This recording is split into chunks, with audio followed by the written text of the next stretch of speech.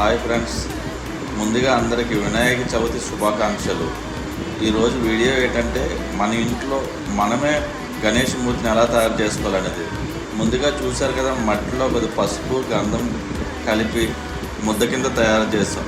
ఆ ముద్దని కొద్దిగా 4 ఉండల కింద తయారు చేసి దాన్ని మనం చూసారా ఒక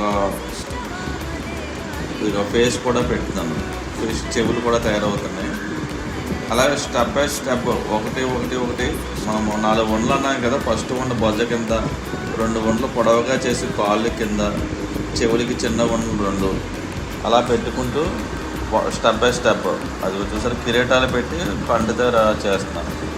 అలాగే మనం పిండి ఉంటుంది కదా, వరి పిండితో డెకరేషన్ చేసుకుని పూలతో అలా డెకరేషన్ చేసుకుంటే మన స్వామివారు రెడీ అయిపోయారు.